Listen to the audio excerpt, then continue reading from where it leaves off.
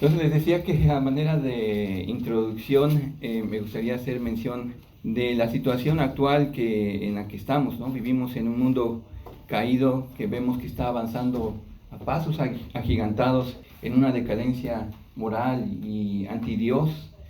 No sé si usted ha escuchado la canción o ha visto el video de un coro gay que se titula Vamos por tus hijos. ¿Alguien lo ha escuchado? ¿O lo ha visto? Después ahí apúntelo, búsquelo ahí en Google. No. Es tremendo. No sé si ustedes vieron uno de los videos que les compartí en esta semana del pastor Sugel Michelén, hablando también de la agenda de Satanás, de la agenda mundial, introduciendo la homosexualidad a los niños desde muy temprana edad en las escuelas, ¿no?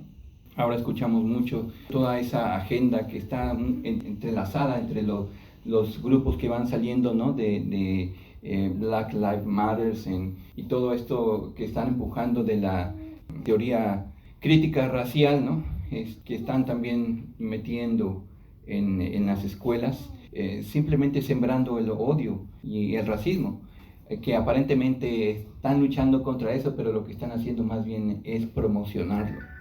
Entonces, vemos realmente que aún en las iglesias cristianas, muchas iglesias están adoptando más bien un cristianismo progresivo, es decir, que adopta también todas estas ideologías mundanas. Y hoy muchos creyentes realmente tienen temor de ser señalados como intolerantes, de mente cerrada, o como fanáticos, o quizá como opresores. Y quizá es una lucha ahora mayor entre los jóvenes. Entonces, les decía de esta canción que dice, vamos por tus hijos. Y esa canción precisamente habla acerca de adoctrinar a los niños, precisamente en estas cosas. Ustedes ni se van a dar cuenta. Dice el canto, ¿no? Va a ser algo muy sutil, pero los vamos a convertir para que realmente sean gente de mente abierta, tolerante. Pero no solamente van por nuestros hijos, también vienen por nosotros. Entonces, son tiempos realmente sombríos que sí, la verdad, puede llegar a darnos temor, pero cobren ánimo, no teman, porque servimos a un Dios victorioso, a un Dios que ha derrotado ya a Satanás. Amén. Tenemos un Dios que sigue cumpliendo su palabra y que es capaz de usar hombres cobardes como usted y como yo para cumplir sus propósitos, por más sombrío que se vea el panorama. Y en el pasaje que vamos a ver el día de hoy, vamos a ver una situación también muy triste y sombría, donde aparentemente no era posible cumplir el propósito de Dios. Ya Dios había revelado la manera en que su hijo sería sepultado, pero ahora su hijo está muerto y está a merced de sus verdugos. Los discípulos, aquellos que habían prometido lealtad al Señor, ¿dónde estaban? La habían abandonado. Estaban escondidos por temor. ¿Cómo entonces podría llevarse a cabo el plan de Dios? ¿Quién daría sepultura a su hijo? Pero Dios tenía un plan que estaba llevando a cabo con quienes menos nosotros hubiésemos pensado. Dios no estaba perdiendo la batalla entonces, y tampoco está perdiendo la batalla ahora. Por más que la maldad avance en este mundo, Dios no está perdiendo la batalla. Así que, hermanos, en este pasaje vamos a ver la mano soberana de Dios actuando para dar a su hijo una sepultura honrosa, aun cuando esto, como dije, parecía imposible. Y lo hizo por medio de dos hombres que habían permanecido calladitos también. Calladitos se ven más bonitos, ¿no? Callados estaban por temor. Pero ahora los veremos actuando valientemente. Y de ahí el título de este mensaje: Jesús es honrado en su sepultura, el poder liberador de la cruz. Así que si tienen ya ahí sus Biblias, por favor ábranlas en el capítulo 19 de Juan y vamos a dar lectura a ese pasaje. Versículos 38 al 42. Después de todo esto, José de Arimatea, que era discípulo de Jesús, pero secretamente por miedo de los judíos, rogó a Pilato que le permitiese llevarse el cuerpo de Jesús, y Pilato se lo concedió. Entonces vino y se llevó el cuerpo de Jesús. También Nicodemo, el que antes había visitado a Jesús de noche, vino trayendo un compuesto de mirra y de aloes, como 100 libras. Tomaron pues el cuerpo de Jesús y lo envolvieron en lienzos con especias aromáticas, según es costumbre sepultar entre los judíos. Y en el lugar donde había sido crucificado había un huerto, y en el huerto un sepulcro nuevo, en el cual aún no había sido puesto ninguno. Allí pues, por causa de la preparación de la Pascua de los judíos, y porque aquel sepulcro estaba cerca, pusieron a Jesús. Entonces vamos a ver la escena primeramente. Estamos ya en las últimas horas del viernes. El Señor está muerto. Es el día de la preparación de la Pascua. La atmósfera es sombría, está pesada. La multitud que había presenciado el espectáculo de la crucifixión, de acuerdo al Evangelio de Lucas, esa misma multitud volvía a sus casas, ¿cómo? Golpeándose el pecho, llenos de culpa y de temor. Lo sucedido en la cruz también llenó de asombro al centurión romano y a los soldados, quienes actuaron como sus verdugos. También ellos se llenaron de gran temor y cambiaron sus insultos por lo que salía ahora de sus labios. Verdaderamente, este era el Hijo de Dios.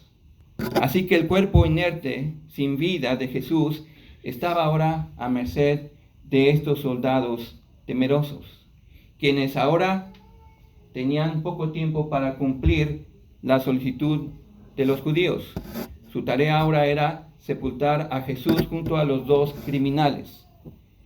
Y el destino para Jesús junto con estos dos criminales era, si bien les iba, una tumba que era especialmente diseñada para estos maleantes, para estos malhechores. Pero Dios tenía otro plan. Dios no había abandonado la escena, y mucho menos había desamparado a su Hijo. Es más, nunca lo hizo. Aun cuando el Hijo de Dios sintió el abandono del Padre, Dios nunca le abandonó, aun y cuando su comunión se vio interrumpida, cuando nuestro Señor estaba cargando con nuestros pecados. Así que era el plan de Dios el que se estaba llevando a cabo en la cruz, con la muerte de su Hijo. Y también era el plan de Dios el que se cumpliría para honrar el cuerpo de su Hijo en la sepultura. Si por Satanás hubiese sido, el cuerpo sin vida de nuestro Señor también habría sido deshonrado. El deseo de los judíos era el mismo que el de su padre, el diablo. Querían la sepultura de Jesús, que fuera esta vergonzosa. Ellos hubiesen dejado que sus cuerpos también hubiesen sido quemados en el basurero que tenían fuera de la ciudad. Pero Dios, en su soberanía, ya había previsto una sepultura honrosa y provisto además de lo necesario para que así sucediera. La palabra de Dios es la que debería cumplirse. Y se cumplió entonces. Y adivine que se va a seguir cumpliendo sin que falte nada de lo que está escrito.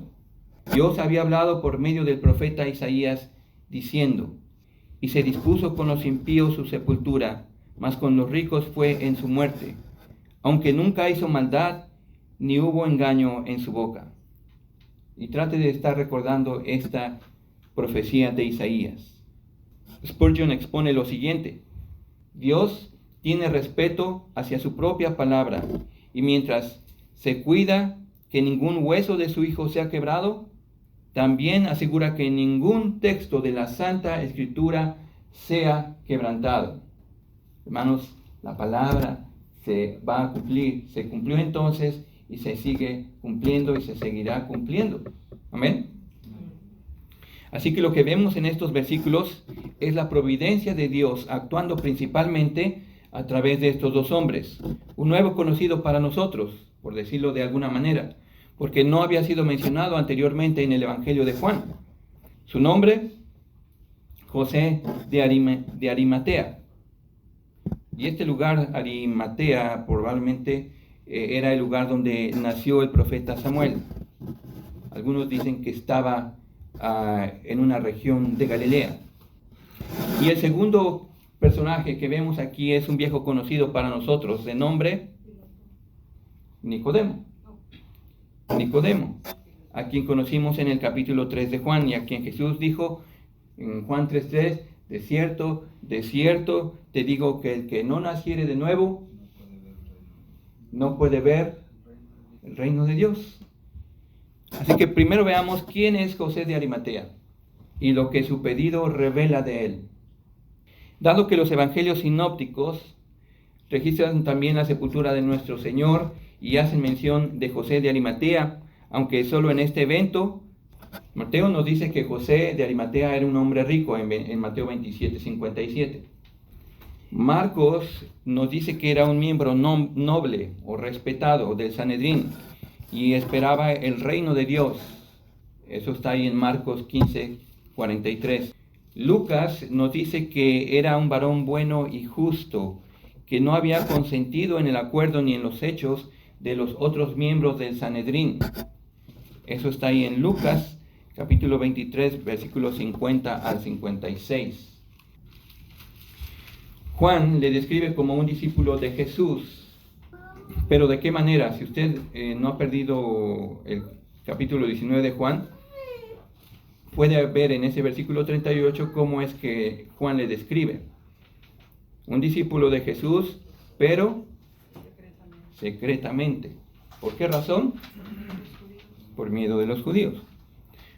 Ahora, Juan no menciona esto de que él era un discípulo secreto para hacernos ver que existe un grupo, una categoría especial de discípulos que pertenecen al servicio secreto del Señor. No. Como hoy tampoco hay una división especial de creyentes que pertenecen a la secreta, que pueden vivir toda su vida sin que nadie nunca sepa que son creyentes. Lo que esto nos hace ver es en realidad el temor al hombre. Y esta es una muy triste realidad que hace evidente una fe débil o deficiente en el mejor de los casos. Y hermanos, si somos honestos, todos en algún punto de nuestra vida hemos mostrado este tipo de fe débil, temerosa. Ahora, Juan ya había señalado este problema en Juan 12, si quiere voltear sus páginas, Juan capítulo 12, versículos 42 al 43. Ahora, no pierda el capítulo 19 porque vamos a estar ahí, básicamente, pues es nuestro pasaje central. Pero vamos a leer ahora lo que dice Juan 12, versículos 42 al 43. ¿Quién lo lee? Con todo esto, aún de los gobernantes muchos creyeron en él, pero a causa de los fariseos no lo confesaban, para no ser expulsados de la sinagoga, porque amaban más la gloria de los hombres que la gloria de Dios. Lo ve aquí, Juan no está elogiando a estos hombres, ¿verdad? Sino más bien está exponiéndolos, porque amaban más el reconocimiento de los hombres que el reconocimiento de Dios. Y hermanos, esto puede pasar con nosotros también. Preferimos la aceptación de los hombres que la aceptación de Dios. Así que a todas luces este era un temor pecaminoso que revelaba un amor mayor ¿a qué? A las cosas, a la posición, al prestigio, al poder, por encima de un compromiso con la verdad y una confesión abierta de su fe, lo cual con toda seguridad provocaría la pérdida de esas cosas. Y quizá también les hubiese costado a estos hombres su propia vida. Y como dije, hermanos, este temor al hombre de perder a lo mejor a un amigo o ser señalado en el trabajo, o ser criticado, o no ser aceptado, si exponemos nuestra fe o nuestras convicciones, por ejemplo, acerca del aborto, o acerca de la homosexualidad, mejor no hablamos, ¿verdad? Nos mantenemos callados. ¿Qué no eres tú cristiano? ¿Qué piensan los cristianos de la homosexualidad? Es pecado, ¿verdad? Piensan que es pecado, ¿verdad?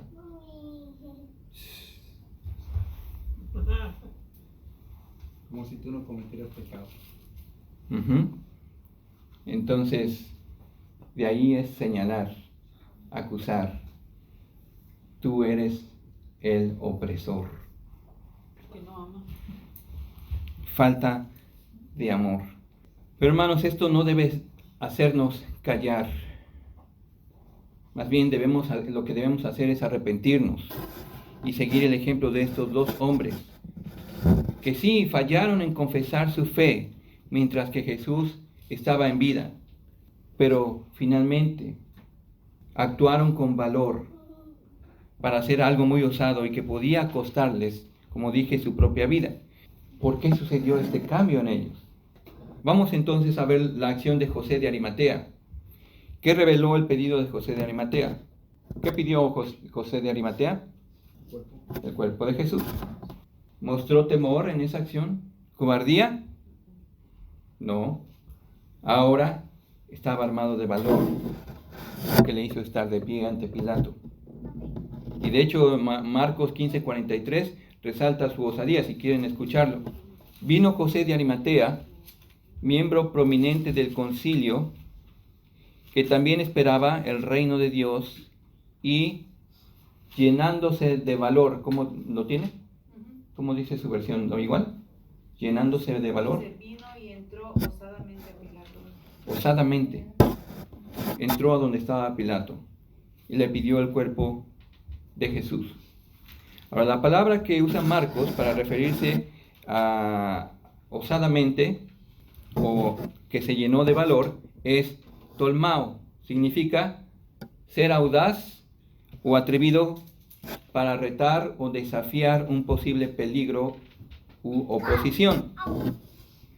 Vea que ahora José de Arimatea lo está arriesgando todo, hasta su propia vida, pues el inestable y cruel Pilato, en un arranque de ira, bien podía ordenar la muerte también de este hombre. Recuerde que Pilato no estaba muy de buenas, que digamos, ¿verdad? Estaba que no lo calentaba ni el sol, que no quería ver ya a los judíos, ya no quería tener tratos con ningún judío. Sin embargo, Pilato, después que confirmó la muerte de Jesús con el centurión, le concede su petición y le otorga el cuerpo de Jesús. Y aquí vemos la mano de Dios actuando providencialmente. Ahora José entonces debía actuar rápidamente, porque faltaban pocas horas para el día de reposo. Nuestro Señor murió alrededor de las 3 de la tarde y solo le quedaban 3 horas más para encargarse del cuerpo de Jesús y de su sepultura. Pero lo que nos muestra aquí Juan es que él no estaba solo, estaba también con Nicodemo. ¿Y quién era Nicodemo? ¿Y qué nos demuestra su acción? Ahí ustedes, si recuerdan, en el capítulo 3 de Juan, nos dice que Nicodemo era un fariseo. Capítulo 3 de Juan, si quieren observar ahí, en el versículo 1.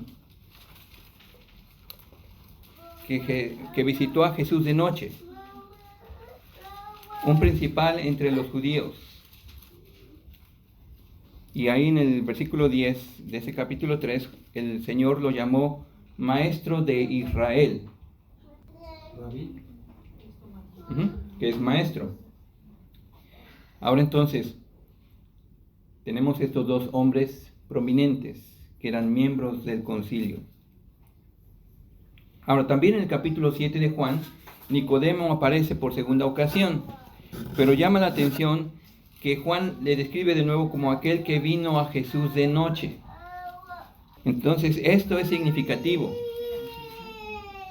En Juan capítulo 7, versículos 50 al 51, Juan menciona de nuevo que vino de noche. Es decir, que Nicodemo tampoco quiso ser visto para que no lo relacionaran con Jesús. ¿Qué está buscando ahora de Jesús? Entonces,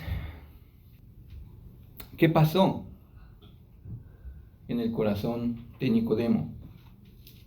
Algo tuvo que haber sucedido en su corazón, porque ahora tenemos a estos dos hombres que están públicamente identificándose con Jesús en su muerte, dispuestos a servir a Jesús en su sepultura. ¿Qué es lo que demuestra la acción de Nicodemo? También vemos valor en su acción, pues básicamente significaba o representaba para él que también sería afrontado por el Sanedrín. Al versículo 39 de ese capítulo 19, si vuelve ahí, nos dice qué es lo que hizo Nicodemo. ¿Qué es lo que hizo Nicodemo, Beto? Trajo un compuesto de mirra. Un compuesto de mirra y aloes, como 100 libras, que eran 45 kilos aproximadamente. Lo que nos deja ver que Nicodemo también era rico, porque estos aceites, estos compuestos no eran baratitos, pero no les importó a ellos ese costo. También algunos comentaristas coinciden en apuntar que esta cantidad de especias era suficiente para ungir a un rey o a una persona prominente. Y me resuenan entonces las palabras del profeta Isaías: más con los ricos fue en su muerte. Así que ahora aquí están estos dos hombres, quienes habían actuado con cobardía por temor a los judíos y por miedo a perder sus puestos, actuando ahora con valentía, tratando con honor el cuerpo del Señor. Y el versículo 40 nos dice que lo envolvieron en lienzos con especias aromáticas, según es costumbre sepultar entre los judíos. Su costumbre de sepultar es que no embalsamaban como los egipcios. Y cuando los egipcios embalsamaban, extraían el cerebro, sacaban la sangre del cuerpo y las entrañas. En lugar de esto, los judíos solo lavaban el cuerpo y lo cubrían con esos lienzos que eran untados con esa mezcla de mirra y aloes que servían para retrasar la descomposición del cuerpo y a la vez contrarrestaba el hedor que producía la descomposición del cuerpo, que generalmente comenzaba a partir del tercer día. Busque ese Salmo 16:10, por favor. Salmo 16:10. ¿Lo tienen? Dice: porque no dejarás mi alma, ¿dónde? Seol. En el Seol. ¿Y el Seol qué es? El lugar de los muertos, simplemente la tumba. Ni permitirás que tu santo vea corrupción. Entonces, aquí estaba hablando también que el Señor no sufriría esa descomposición de su cuerpo. Y es muy probable, hermanos, que ninguno de estos dos hombres, al estar preparando el cuerpo de Jesús, tenían en mente que Jesús iba a resucitar. Lo que nos hace ver que estos hombres estaban actuando de forma desinteresada. Ellos no fueron esperando recibir un beneficio de aquel que ya estaba muerto. Por lo menos, mientras que el Señor ministraba en las calles de Jerusalén, mucha gente iba a buscarlo para obtener un milagro. Generalmente era un milagro de sanidad. Pero estando muerto, ¿de qué le serviría ahora el Señor a estos hombres? Ignoraban que el milagro que realmente sus almas necesitaban, Jesús lo iba a ofrecer con su muerte. Y hermanos, es triste pensar que esto sigue pasando el día de hoy. Mucha gente sigue buscando a Jesús simplemente para obtener un milagro. Pero la gente no entiende que el milagro que necesitan es el perdón de sus pecados, la purificación de sus corazones que Dios ha provisto únicamente con su sangre y con el agua que fueron derramadas en esa cruz, que brotaron de su costado. Pero hay algo más que la muerte de Jesús nos da, y es lo que estamos viendo en la acción de José de Arimatea y Nicodemo. Pero antes vamos a dar un vistazo al lugar donde el cuerpo de nuestro Señor fue sepultado. Ahí, si vuelve a Juan capítulo 19, en el versículo 41, nos dice la ubicación de la tumba. ¿Dónde estaba? En el mismo lugar donde fue crucificado. Es decir, muy próximo a la colina llamada Gólgota, donde había un huerto. Juan también nos dice que el sepulcro era nuevo, en el cual no había sido puesto ningún otro cuerpo. Y de acuerdo a Mateo 27:60, José de Arimatea era el propietario de esta tumba. También nos deja ver esta narración de Mateo que no era una cueva natural, sino que fue labrada. Era la costumbre generalmente de labrar las tumbas sobre las peñas.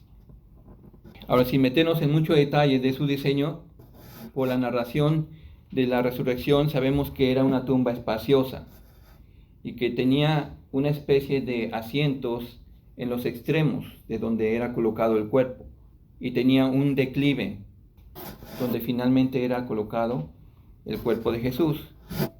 Ahora, lo que sucedió entonces, una vez de colocar el cuerpo de nuestro Señor, rodaron una piedra para cerrar el sepulcro. Y esto nos hace evidente que ahí ya no estaban ellos solos, porque se necesitaba más de dos para rodar esta gran piedra. La intención de José de Arimatea y Nicodemo era sepultar al Señor antes de la puesta del sol, antes de que empezara el día de reposo. Pero recuerde que no era un día de reposo cualquiera, era la celebración de la Pascua. Pero además, con esto las palabras de nuestro Señor serían cumplidas.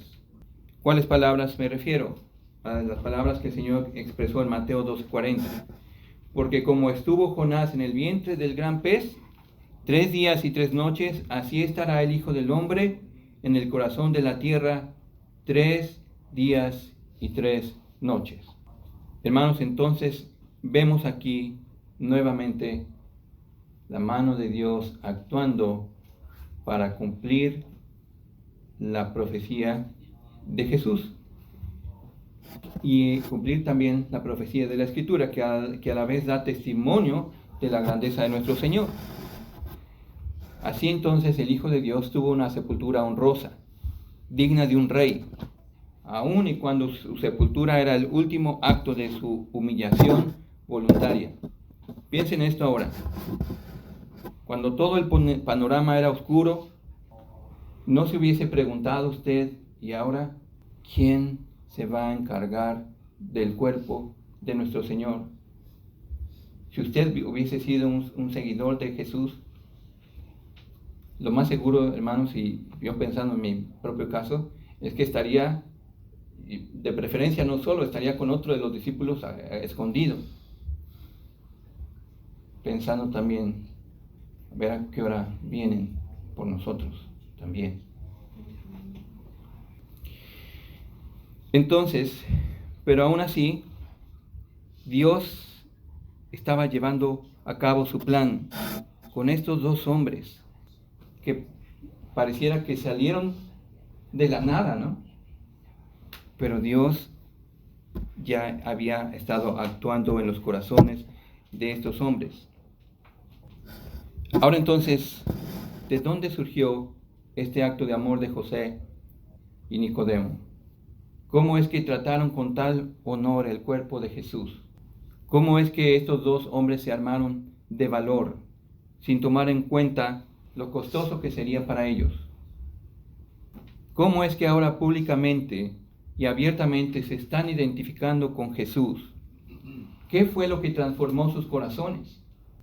Primero, debo asegurarles que no fue simplemente una resolución personal.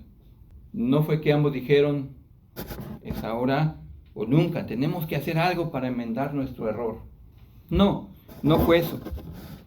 ¿Recuerda usted de Pedro? ¿Qué dijo al Señor con mucha gallardía? Aunque me sea necesario morir contigo, no te negaré.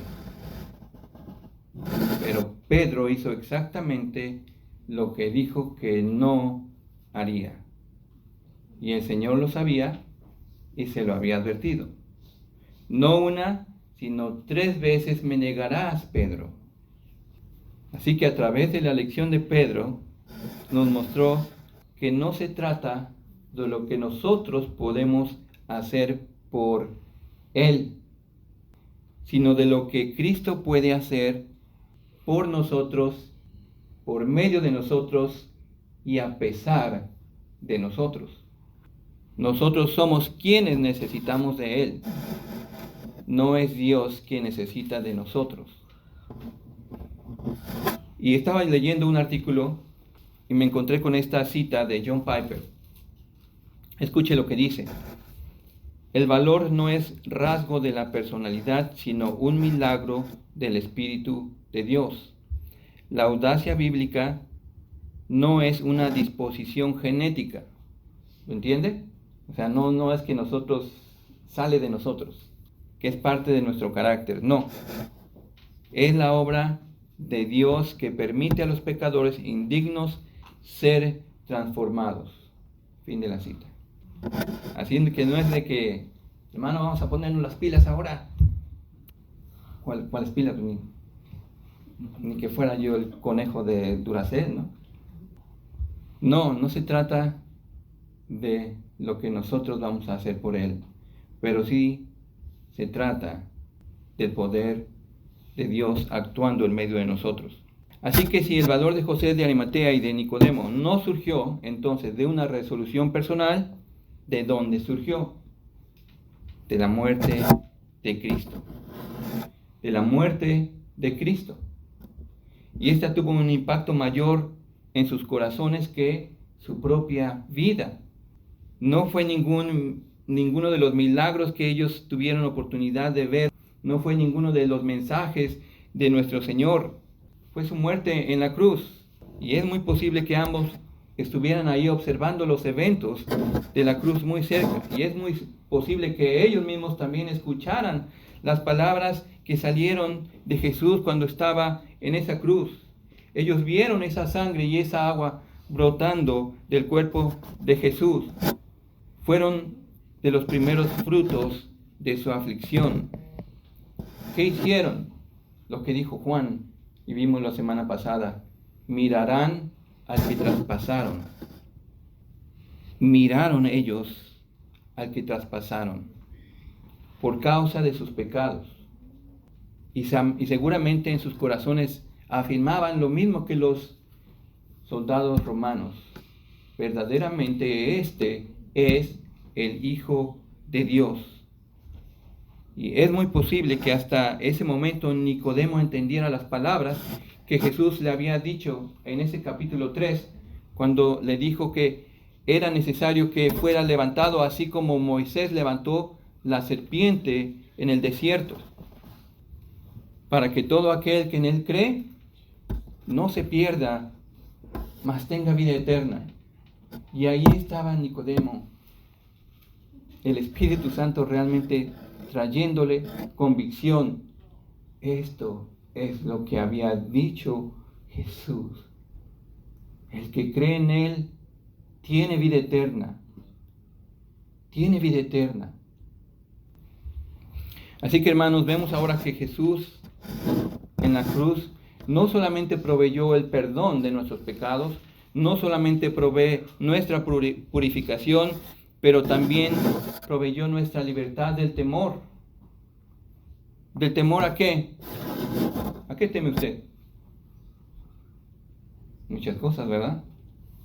Quizá el temor a la muerte, el temor a los hombres, el temor a proclamar su fe, Así pues, en la cruz está este poder para transformar nuestros corazones cobardes en valientes, que actúan conforme a los propósitos de Dios, creyendo, proclamando a Cristo. Ahora le pregunto, ¿es usted un creyente secreto? ¿Por temor a los hombres? ¿Teme a sus amigos? ¿O teme a sus familiares que quizás le puedan tachar de fanático o empiecen a no invitarlo a sus reuniones? ¿Prefiere a ser aceptado entonces por los hombres? Hermanos, esto, como dije al principio, nos puede pasar en muchas veces, es que en lugar de compartir el Evangelio, pensamos, mejor no. Mejor no. Así que lo que tenemos que hacer, hermanos, es arrepentirnos. Arrepentirnos y creer. Veamos como estos dos hombres hacia la cruz. Tenemos allí poderosas razones para ser valientes. ¿Por qué? Porque Cristo soportó nuestro castigo, nuestra condenación en la cruz. Porque Cristo nos ha redimido con su sangre y nos ha perdonado de todos nuestros pecados. ¿Es eso poca cosa para usted? ¿O tiene realmente valor en su corazón?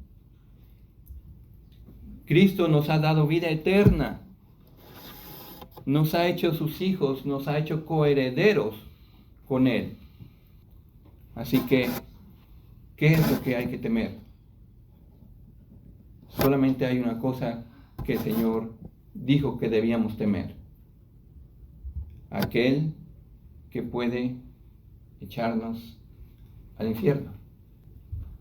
Los hombres nos pueden matar, pero no pueden hacer nada con nuestra alma.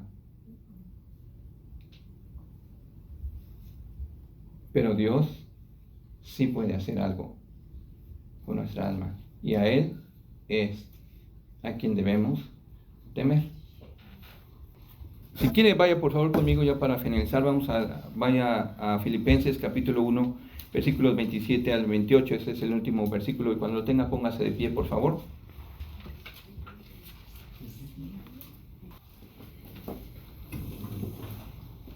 Dice así. Vamos a leerlos todos juntos. Solamente que os comportéis como es digno del Evangelio de Cristo, para que, o sea que vaya a veros o que esté ausente, oiga de vosotros que estáis firmes en un mismo espíritu, combatiendo unánimes por la fe del Evangelio, y en nada intimidados por los que se oponen, que para ellos ciertamente es indicio de perdición, mas para vosotros de salvación, y esto de Dios. Vamos a orar. Padre Celestial, te damos gracias por tu palabra y te damos gracias, Señor, por este evento de la sepultura de nuestro Señor, que nos hace ver, Señor, que tú no has perdido el control de las cosas, Señor, aun cuando tu Hijo Jesucristo estaba ya sin vida, al menos en su cuerpo. Señor, a merced de estos verdugos, tú no estabas ahí, Señor, en el cielo mordiéndote las uñas, preguntándote quién ahora podría hacer algo por ti, sino que tú, Señor, ya tenías en tu plan a estos dos hombres, a José de Arimatea y a Nicodemo, que a pesar de haber sido evidente su cobardía y de haber, Señor, preferido en ocasiones pasadas su posición, el poder, ahora, Señor, tu cruz, la muerte de su Hijo había afectado sus vidas, sus corazones, para hacerles actuar con valor. Y, Señor, nosotros también reconocemos que aun cuando podamos presumir como Pedro lo hizo en su momento, Señor, eso a mí no me va a pasar, yo nunca te voy a negar, Señor, yo siempre permaneceré fiel. Señor, si lo decimos sin depender de la obra de tu Espíritu, y sin dejar que esa obra en la cruz afecte nuestros corazones, fallaremos, porque somos cobardes. Pero Padre, ahora pedimos, Señor, y nos da esperanza el ver cómo tú obras con poder en corazones, Señor, indignos, como los nuestros, como lo era también el corazón de Nicodemo y de José. Gracias por limpiarnos, gracias por el valor que tú nos has dado, Señor, en la cruz. Gracias porque además nos da a nosotros la valentía, Señor, para salir y enfrentar, Señor, este mundo, nuestra vida diaria, nuestros temores. Ayúdanos a combatir, Señor, unánimes por la fe del Evangelio, a no ser intimidados, Señor, ahora por todas estas ideologías que nos acusan, Señor, de ser intolerantes, de no tener amor, de ser hipócritas. Señor, sí, somos pecadores, pero tú nos has redimido con tu sangre. Ayúdanos, Señor, para poder con valor exponer tu palabra a otros, a no quedarnos callados, Señor, cuando tenemos que hablar, a aprovechar las oportunidades que tú nos das para compartir el Evangelio, Señor, porque la gente se está perdiendo. Aún aquí, Señor, la gente se pierde. Y lo hemos visto, Señor, lo hemos visto. Sálvanos, Padre, y ayúdanos de nuestra propia maldad. Te lo pedimos en el precioso nombre de tu Hijo Jesucristo. Amén.